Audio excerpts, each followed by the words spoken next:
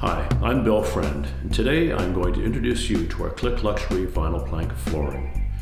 Not only are these floors spectacularly beautiful, they're fast and easy to install whether you're a pro or a DIYer. Planks feature a Duralox finish, which makes them incredibly resistant to heavy dogs, playful children, and general daily wear and tear. Planks also have a click locking system, which ensures the planks are easy to install, the seams are tight, and they stay gap-free for the life of the floor. And when it comes to tools, it's very basic. Carpenter square, rubber mallet, a utility knife with a new sharp blade, a good tape measure, and a saw of your choice. All right, so let's get started. I'm over in the left corner of the room, and that's where you're going to always want to start your installation. Now you notice here, I've got some shims. They're 1/4 inch thick or 6 millimeters. You can cut them up yourself out of a piece of wood, or you can also buy your shims. And they're used to keep your floor 1/4 inch away from the wall.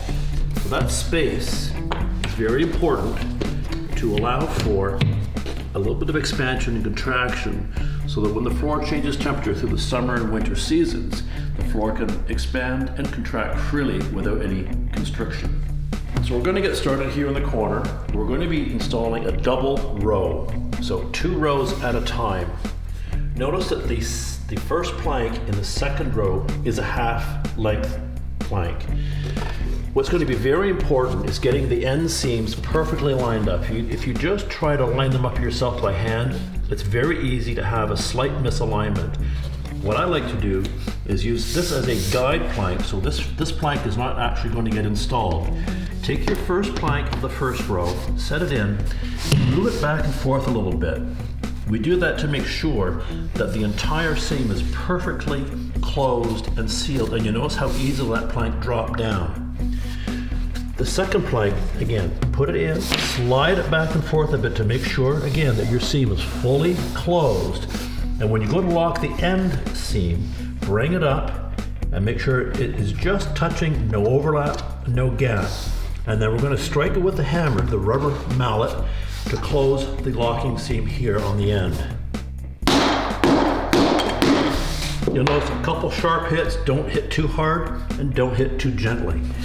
Now, we will put the plank, the half plank in here. Make sure the end is perfectly aligned here, so you've got your 1/4 inch gap on the end. I'm going to align that, I'm going to bring that over so it's touching my shim right here. Second plank, engage the long seam again, we'll slide back and forth, bring it up, drop it down, and then with your rubber mallet, 2 or 3 hits. So we're going to do that the entire first row as a double row. Once it's finished, we're going to slide it up against the wall against our shims.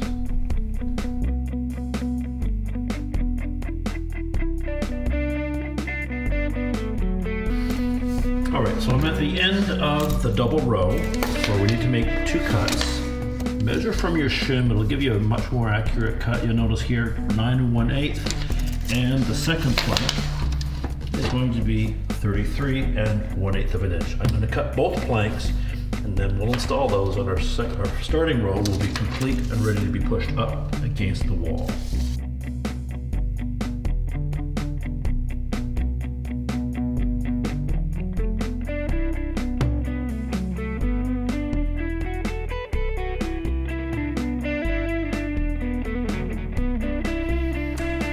As you can see, our double row is completely finished. I've got my shims in place up against the far wall, and my left shim here. I'm just going to simply push this row right up against the wall so that I'm touching my shims, and then after that we'll get started on the next rows. You'll see the sliding of the floor is actually quite easy. It's not that heavy.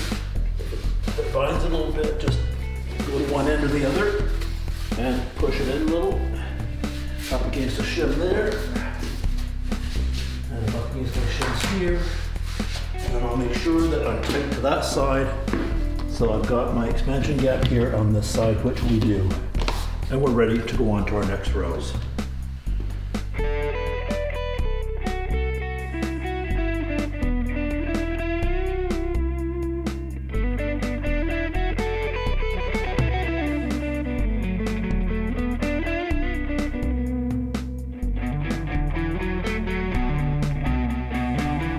I'm going to show you a little handy tip. Once in a while you're going to have a plank that doesn't want to quite lie flat on its own. The reason that is you've got a very slight micro gap. You really can't see it, but it's there. You can close that easily one of two ways. Take an offcut, so this little piece of flooring here I'm not going to reinstall, and simply insert it here into the long side and give it one sharp hit, and you notice how that plank just dropped down right away. You can also use a piece of hardwood, again making sure that it's on the profile, and strike it as well. You never strike your floor directly or you will damage the click system.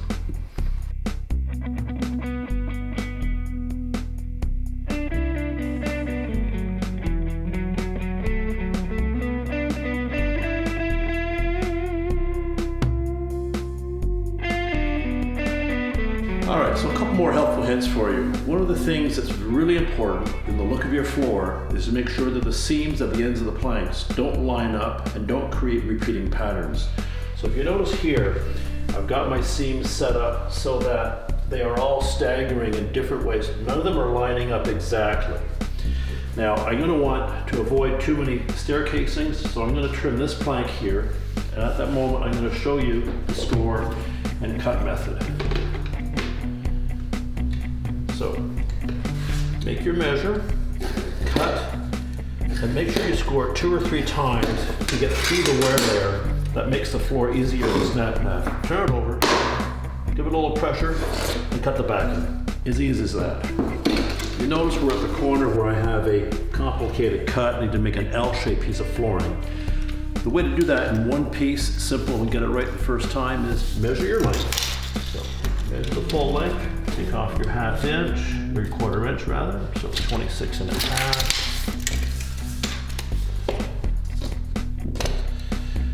6 and a half, you got it.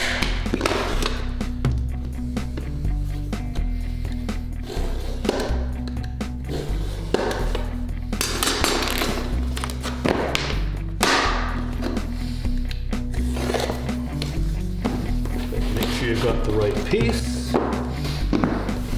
And the next thing we're going to do, we're going to measure this distance. So I need 7, which includes my gap, so 7 inches. And then this width here, I need to have about 1.5 inches. So 1.5 inches. I'll measure that in 2 spots to get a nice straight line.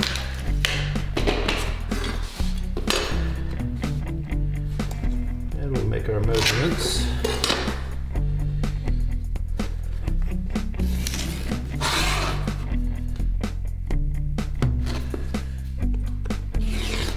I'm going to go to my saw and I'm going to cut and remove this piece. And I'll come back and we'll install it together.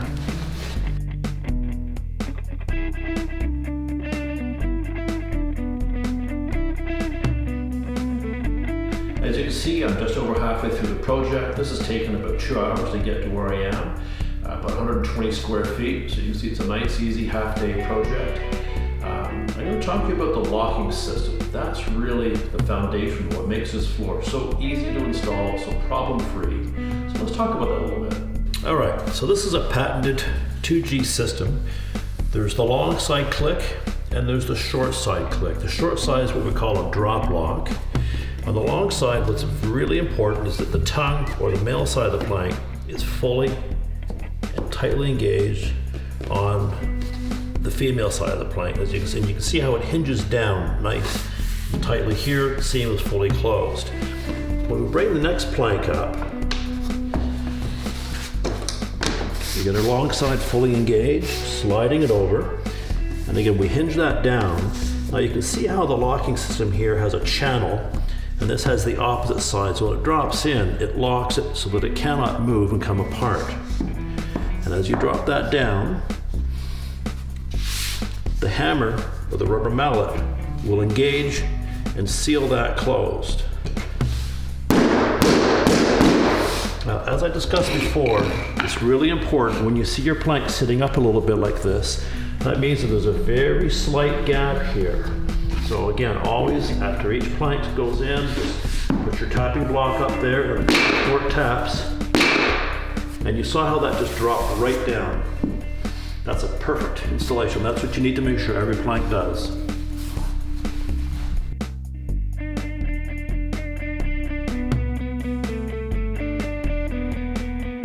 Okay, so we're on the home stretch. We're up to the 2 closets, and you'll notice here we have a post that I need to cut around. So what we're going to do is we're going to make a notched cut so that this plank here is going to have a piece cut out of it. And here's how you measure that. Slide your plank up to the post and just align the seam so that as if it was going to be closed. And then measure back your 1/4 inch to here and your 1/4 inch here for your expansion gap. And then very simply measure your distance from the post to the plank, remove a 1/4 inch, so I need to be 5.5 inches. Measure from the correct side of the plank. Here's my 5.5.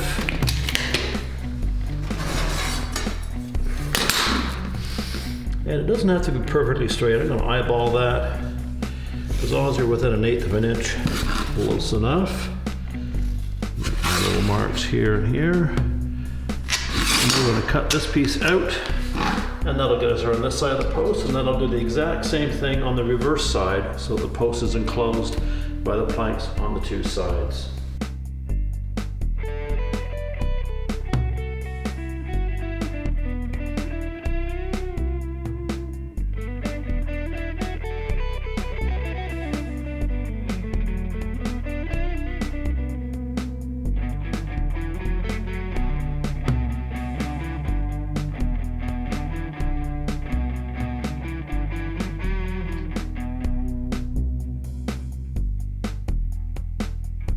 Alright, so we're down to the very last piece of flooring.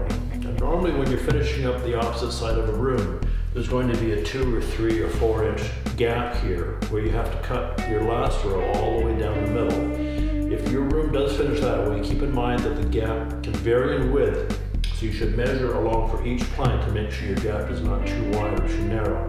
Now in this case, I've got about a 1/2 inch gap, which is a little wider, but my base boards will actually just cover it, so I don't need to fill this gap. The baseboard will hide it, and we're all done.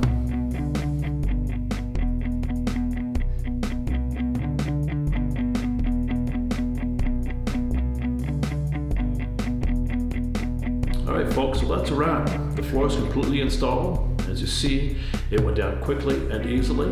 I hope your installation goes really well, and the helpful hints I've shared with you today get you through it.